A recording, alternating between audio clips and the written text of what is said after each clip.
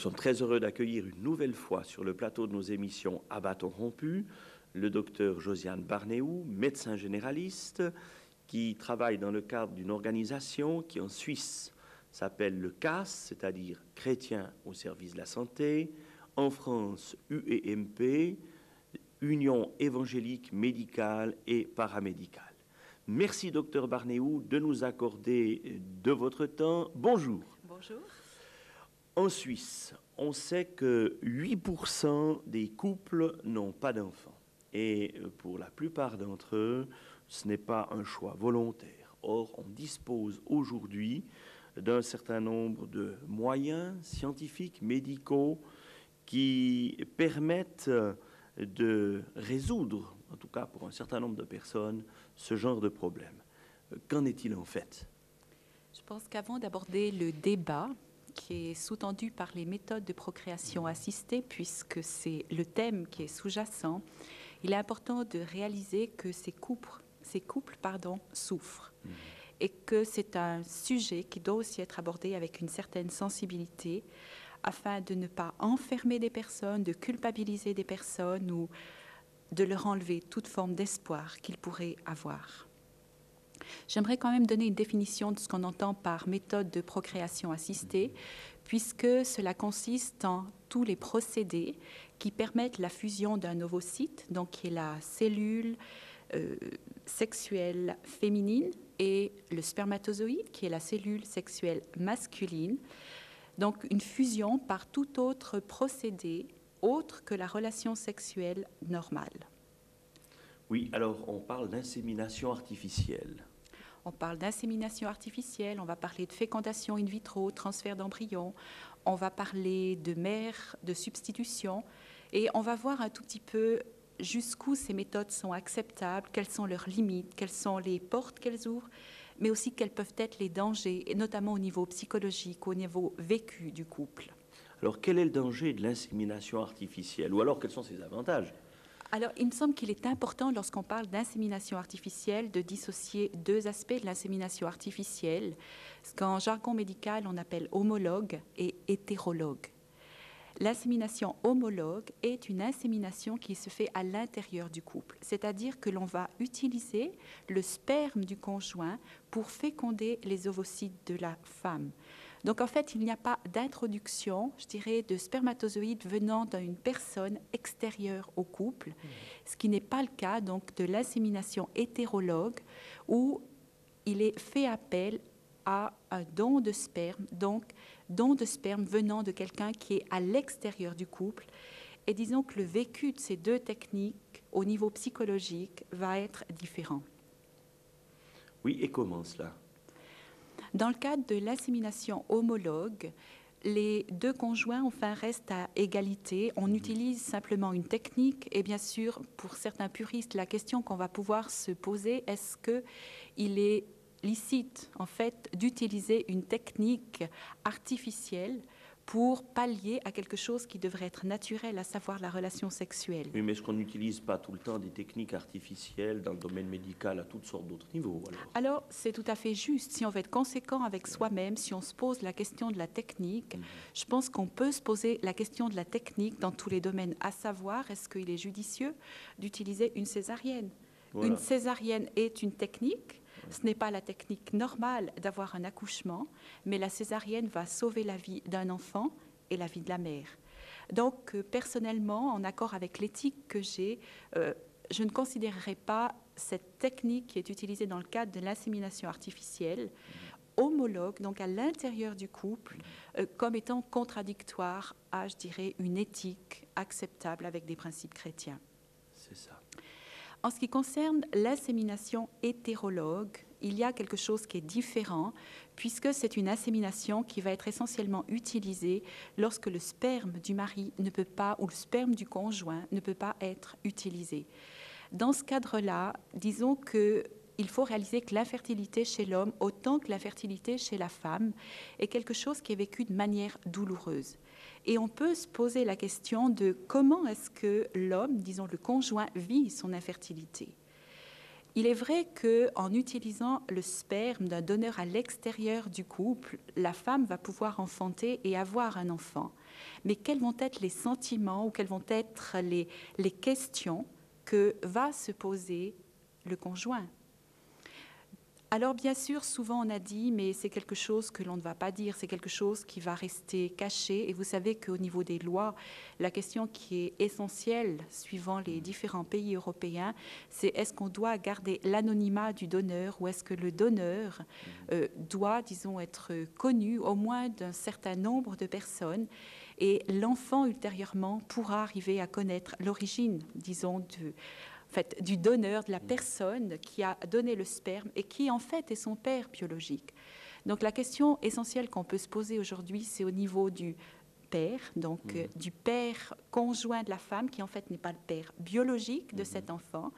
Est-ce qu'il ne se sent pas exclu du coup? Est-ce qu'il ne va pas se dire en fait c'est l'enfant d'elle et de quelqu'un d'autre? Et si un jour il y a un problème, disons moi je m'en désolidarise. Vous savez qu'à l'heure actuelle, il y a des lois aussi qui sont faites où l'on demande au conjoint de signer pour qu'il y ait reconnaissance de paternité, simplement parce qu'auparavant, au niveau juridique, il y a eu des problèmes.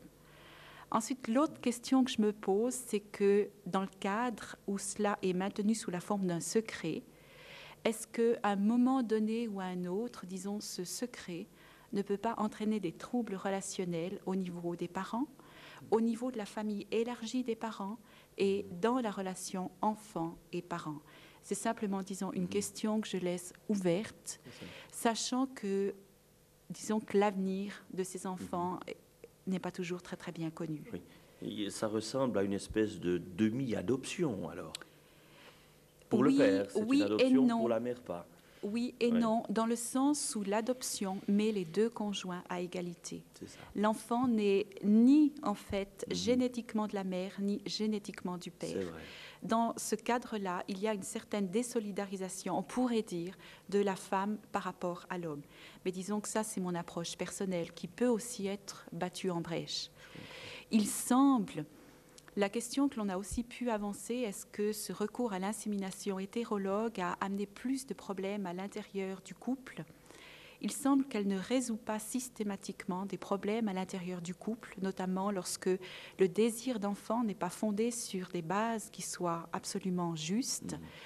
Dans des couples qui sont solidaires, disons des couples, on pourrait dire, entre guillemets, qui marchent, le fait d'avoir cet enfant par une insémination hétérologue peut se passer sans problème. Mais dans des couples où il y a déjà des tensions, des problèmes non résolus, bon, c'est vrai qu'il y a toujours des choses non résolues dans chaque couple, mais je dirais quand il y a un peu plus de choses non résolues que dans la normale, le fait d'avoir cet enfant par insémination hétérologue peut majorer ces couples et peut amener une situation de divorce. Je comprends. Et puis alors, il y a une autre méthode que l'on appelle la FIVET. Qu'est-ce que c'est? Alors, ce qu'on appelle par la terminologie FIVET, c'est tout simplement la fécondation in vitro et le transfert d'embryons. Alors, je vais juste très schématiquement rappeler un tout petit peu comment cela se fait, mais ça sera extrêmement schématique. Vous savez qu'à l'heure actuelle, nous vivons dans un siècle où, sur le plan technique, on a fait des progrès absolument considérables. Et on a parfois deux tendances face à ces progrès, soit de dire ce sont des progrès qui sont horribles et surtout nous ne devons pas les accepter, nous devons les rejeter en bloc, ou au contraire, la science est quelque chose d'extrêmement bon et nous devons tout accepter en bloc. Je dirais que face à la FIVET, ce dilemme se pose et la question réelle, c'est que pouvons-nous accepter, qu'est-ce qu'il est peut-être plus prudent de rejeter. Mais j'aimerais d'abord rappeler de quoi elle est constituée. Il y a un premier procédé qui est la FIV, donc qui est une fécondation in vitro. Pour faire cette fécondation in vitro, nous devons stimuler donc la femme par le biais de certaines hormones, et ces hormones vont entraîner la fabrication de plusieurs ovocytes. Donc les ovocytes sont les cellules sexuelles féminines. Ces cellules vont être recueillies à l'extérieur du corps de la femme par une ponction. Et au même moment, on va demander à l'homme de recueillir son sperme. Dans certaines circonstances qui sont beaucoup plus compliquées que ce que je suis en train juste d'exposer, beaucoup plus traumatisantes aussi au niveau psychologique et physique que simplement les mots que j'utilise, eh bien, les ovocytes et les spermatozoïdes vont être mis ensemble. De cette rencontre, disons que le nombre d'ovocytes, suivant les techniques utilisées, peut être d'environ 6 à 8 ovocytes. Et ces ovocytes mis en présence de spermatozoïdes vont, dans la plus grande majorité des cas, être fécondés. Donc, nous allons nous retrouver face à un certain nombre, à ce moment-là, d'embryons qu'on appelle en langage médical homozygote, c'est-à-dire une seule cellule. Donc, la cellule sexuelle mâle, la cellule sexuelle femelle ont fusionné et sont devenues une seule cellule qui est à l'origine, en fait, d'un être humain comme nous sommes aujourd'hui. C'est le premier point de départ de n'importe quel être humain. Bien sûr, il est impossible, pour des raisons de sécurité, de retransplanter dans l'utérus de la femme 8 œufs, par exemple, fécondés. Donc, relativement arbitrairement, à l'heure actuelle, il est impossible, disons, de faire un choix qui repose sur des critères scientifiques absolus. On va déterminer quels sont les embryons que l'on va retransplanter dans l'utérus de la femme. Et on va environ en retransplanter 3 ou 4, simplement parce que cela augmente la possibilité qu'un des embryons s'implante, et aussi ça permet, disons, une possibilité de ne pas avoir une grossesse trop nombreuse. Disons que si on a 8 embryons, qu'on réimplante 8 embryons et que par, disons, hasard, entre guillemets, ces 8 embryons se réimplantent, il sera impossible pour la femme d'amener 8 grossesses à terme. Donc, volontairement, on fait un choix de certain nombre d'embryons et on les réimplante. Bien sûr, ce qu'il faut réaliser, c'est que tout ce contexte-là est extrêmement lourd au niveau médical, essentiellement au niveau de la femme. Disons que la stimulation hormonale est quelque chose qui est lourd dans le sens où elle va entraîner des changements, je dirais, d'humeur, de changements de comportement au niveau physique, et cela peut amener au niveau du couple certaines tensions. D'autant plus que chaque fivette, si elle n'est pas accompagnée, je dirais, d'un succès, va amener un profond sentiment d'échec, un profond sentiment de devoir faire le deuil de quelque chose. Donc, je dirais que sous-jacent, il y a un problème qui est psychologique extrêmement important. Oui, puis alors, il y a une troisième méthode qui a déjà fait couler pas mal d'encre. C'est ce que l'on appelle les maternités d'emprunt, n'est-ce pas? Alors, on distingue en fait dans les maternités d'emprunt deux situations, ce qu'on appelle les mères porteuses. Donc, la mère porteuse est une personne à qui on va introduire un embryon ou 2 embryons appartenant à un autre couple. Et on parle de mère de substitution quand, en fait, l'enfant est issu d'un ovocyte de cette femme et de la fécondation par le spermatozoïde, donc de l'homme du couple. Je ne sais pas si c'est clair comme je m'exprime. Oui. Disons, dans le premier cas, l'embryon n'a rien à voir avec la mère. Voilà. Qui va le porter, et dans le deuxième cas, l'embryon est partiellement issu de la mère qui va le porter. Voilà. Et alors, que fait le législateur, que font ceux qui élaborent les lois en Suisse par rapport à cette situation quand même qui évolue très vite? Par rapport à cette situation qui évolue très vite, il est extrêmement difficile de légiférer. Et en fait, très souvent, la technique est en avance par rapport à la législation. Les points essentiels sur lesquels, disons que la législation actuellement travaille ou a mis des recommandations ou des lois, concernent les dons d'embryons, concernent la conception d'embryons, par exemple, pour l'expérimentation, qui est quelque chose qui est actuellement interdit. Tout ce qui touche l'étude du matériel génétique au niveau des embryons, disons qu'il y a des restrictions. L'accès aux mères porteuses est quelque chose qui est aussi extrêmement restrictif. De même que le recours au sperme ou aux ovocytes de quelqu'un étranger au couple est aussi quelque chose qui est réglementé ici en Suisse. Et c'est très strict. Ce sont des lois qui sont fortement recommandées d'observer. Dans les centres officiels, ces lois sont observées. Bien sûr, il est toujours possible, dans certaines circonstances, de passer à côté des lois. Alors, j'aurais envie de vous poser une question délicate, mais notre convention est que toute question peut être posée. C'est à quel moment, pour vous, docteur Barnéou, l'embryon est-il une personne humaine? Vous êtes en train de poser, je crois, la question fondamentale dans l'éthique médicale du début de la vie.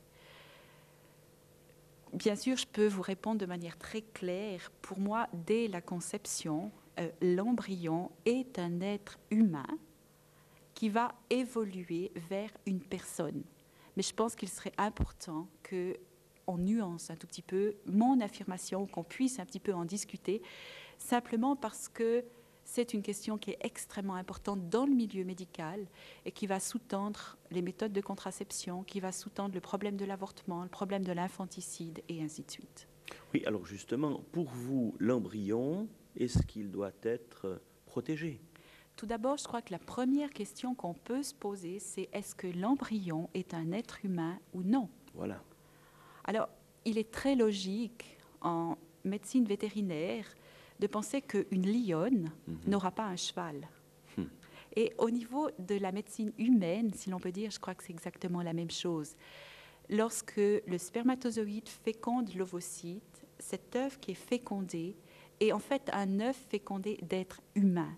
Donc on peut affirmer que dès le départ, à partir du moment où il y a cette conception, nous sommes face à quelqu'un qui appartient à l'espèce humaine. Bien sûr, la deuxième question, qui est la question, je crois, la plus fondamentale et peut-être la plus difficile à résoudre, est-ce que cet embryon est une personne? Alors, c'est sûr que suivant notre point de vue, suivant notre conception du monde ou nos valeurs, eh bien, on va définir la personne de différentes manières. Personnellement, pour étayer l'affirmation que j'ai faite, j'aimerais expliquer que pour moi, un être humain se définit par des relations. Dans le domaine relationnel, ce qui caractérise l'être humain, ce sont des relations, je dirais, au niveau relationnel humain, c'est-à-dire que nous avons une relation en ce moment, nous sommes en train de discuter, nous sommes en train d'échanger, il y a des émotions qui peuvent passer dans ce que nous disons, il y a des concepts philosophiques, nous raisonnons, nous avons une histoire. Donc, il y a tout un dialogue qui s'instaure. Et pour certains, cela constitue le fait d'être une personne. Ensuite, en tant que personne humaine, il y a quelque chose qui nous différencie de l'animal, qui peut, il me semble, aussi avoir des émotions, peut avoir un certain rapport avec l'être humain. Il y a une notion de relation spirituelle. Il est intéressant de voir qu'au niveau médical, de manière scientifique absolue, on a mis en évidence que chez l'embryon de 6 mois, il y avait une interaction au niveau émotionnel. L'embryon réagissait au vécu de sa mère. L'embryon pouvait, par le biais de coups de pied, par le biais de mouvements, exprimer des choses par rapport à ce que la mère vivait. Mais là, vous parlez de 6 mois. Alors. Je parle de 6 mois. Et disons que je parle au niveau de ce qui est relationnel, plutôt dans le domaine émotionnel, disons réaction à, je dirais, une communication au niveau de ce que habituellement on définit comme personne humaine, c'est-à-dire quelqu'un capable de réagir au niveau émotionnel. En ce qui concerne, disons, la relation humaine, qui me paraît la différencier essentiellement de l'animal, c'est une relation spirituelle. Et il me semble que, bien sûr, je vais prendre comme texte de référence la Bible, puisque disons que c'est sur cette base-là que j'ai établi ma conception de l'être humain, ou que j'ai établi mon éthique biblique médicale. Eh bien, au niveau de la Bible, c'est intéressant de voir qu'il y a une multitude de textes qui mettent en évidence, notamment un texte qui se trouve dans le psaume 139, qui mettent cette relation entre Dieu et l'homme dès la conception. Et cette relation n'est pas une relation impersonnelle, disons une relation qui plane, quelque chose qui n'est pas dirigé vers quelqu'un. C'est intéressant d'étudier que cette relation se base sur le tu et le je. Et il me semble que cette relation tu, je ou moi, toi correspond à une relation qui est très proche entre finalement Dieu et cet être qui en est encore au stade finalement de la conception ou même d'une masse informe. Et de mon point de vue, nous pouvons voir au travers de ces textes que Dieu s'intéresse à cet être qui vient d'être conçu, cet être qui, à vue humaine, ne peut pas soutenir de théorie philosophique ou au niveau émotionnel, on ne sait pas ce qui se passe chez lui. Je crois que ça serait faux d'avancer certaines hypothèses. Mais pour moi, il y a déjà un intérêt et une protection de Dieu à l'égard de cet être qui a été conçu. Donc, de mon point de vue, cela en fait une personne. Bien sûr, ce n'est pas une personne comme vous et moi, dans le sens où nous pouvons parler de philosophie, où nous pouvons raisonner, où nous pouvons pleinement exprimer nos émotions, où nous avons une histoire. Mais c'est quelqu'un qui est en fait dans un potentiel de devenir une personne à part entière. Et en fait, la question qu'on peut se poser, est-ce qu'il n'y a pas autant de différence entre peut-être un fœtus de 2 semaines et un nouveau-né qu'entre un nouveau-né et une personne de 90 ans? Est-ce qu'au niveau de l'évolution, au niveau des relations, au niveau apparence physique, il y a, disons, pas certaines similitudes?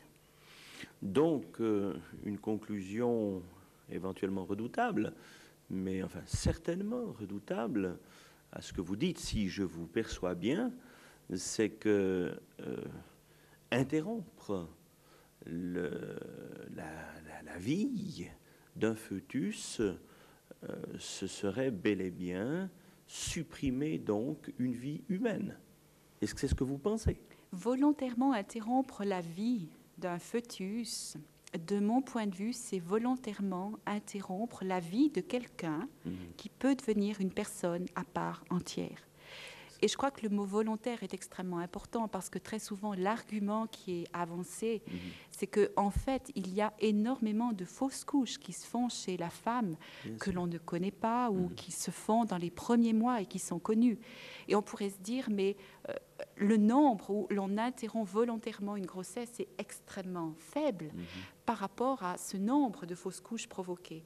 Mais je pense que le mot clé dans ce domaine-là, c'est le mot volontairement ou le mot que l'on provoque soi-même. Je dirais qu'il y a une différence à partir du moment où il y a un phénomène naturel qui se produit et à partir du moment où nous, en tant qu'êtres humains, on y met nos mains d'une manière ou d'une autre.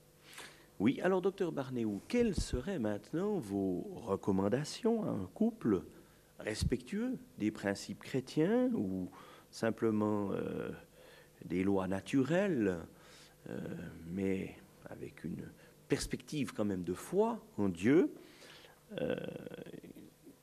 par rapport à une méthode de procréation assistée? Un couple, voilà, voudrait avoir un enfant, ils ne peuvent pas en avoir de la manière normale. Alors, qu'est-ce que vous dites là? Personnellement, vous avez utilisé le mot couple chrétien et tout d'abord, j'aimerais parler à l'entourage de ce couple. Je crois que très souvent, sur ce couple, pose un poids qui est extrêmement lourd, dans le sens où on associe infertilité ou stérilité avec malédiction.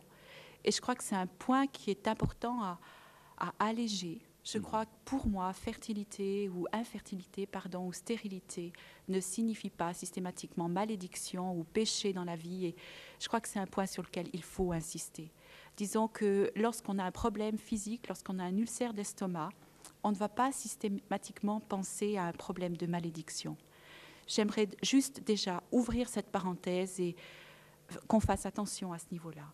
Je crois que le deuxième point qu'il faut réaliser, c'est que Dieu veut que l'homme et la femme aient des enfants. C'est quelque chose qui est parfaitement inscrit dans le plan biblique. Et je crois que le désir d'avoir des enfants dans le cadre d'un couple est quelque chose qui est légitime. Pourquoi est-ce que dans certaines certaines situations, ce désir n'est pas exaucé? Je ne sais pas. Je sais qu'il peut y avoir une recherche du pourquoi, mais parfois le pourquoi n'obtient pas de réponse.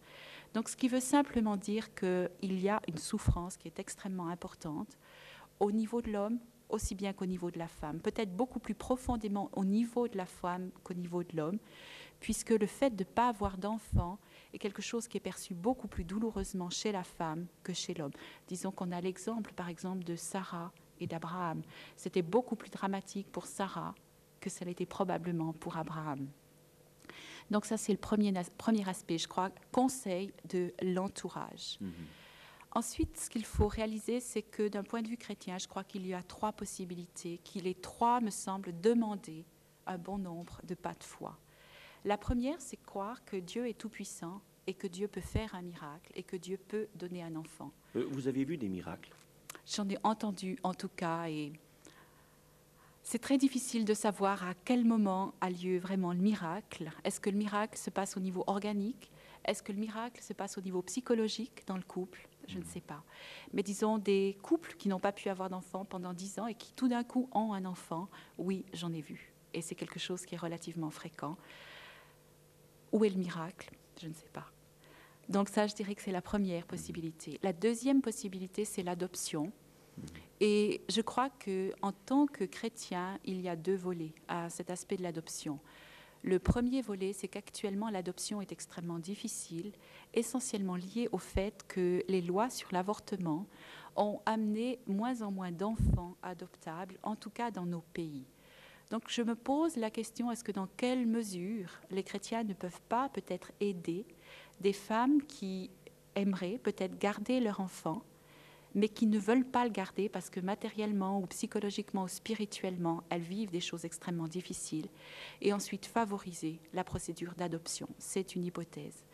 J'aimerais dire que très souvent, face à l'adoption au niveau des couples, il y a beaucoup de craintes, dans le sens où on n'est pas sûr, vu les difficultés et vu le parcours combattant que cela représente, que là aussi, il va y avoir du succès. Et j'aimerais dire que là aussi, ça peut s'accompagner passablement de souffrance et de la peur d'être déçu. Et parfois, cette peur d'être déçu empêche même un couple de se lancer dans cette procédure. Ensuite, la troisième hypothèse, c'est avoir recours aux méthodes de procréation assistée. De mon point de vue, il est important que le couple, disons, soit averti, informé des possibilités, des risques et des limites dans une éthique biblique chrétienne. De mon point de vue, avoir recours à l'insémination à l'intérieur du couple ne pose pas de problème. C'est simplement l'utilisation d'une technique. En ce qui concerne la FIVET, eh bien, je mettrais au moins une limite, c'est qu'il n'y ait pas d'embryon surnuméraire. Donc, ce serait une possibilité dans certaines circonstances. Mais comme je l'ai souligné, il faut se souvenir que c'est aussi quelque chose qui est lourd à porter. C'est lourd au niveau des conséquences psychologiques. Et aussi, il est extrêmement difficile lorsqu'on a commencé à rentrer dans ce processus de se dire, mais la prochaine fois, est-ce que ça ne va pas marcher? Et disons, de prendre à ce moment-là la décision d'arrêter. Eh bien, docteur Barnéou, je vous remercie beaucoup pour tout ce que nous avons pu partager, pour votre ouverture, votre franchise aussi. Et d'ores et déjà, eh bien, nous vous donnons rendez-vous pour une prochaine occasion. Au revoir. Au revoir. Au revoir à vous, chers téléspectateurs, qui nous avez aimablement accueillis chez vous. Et à la prochaine fois.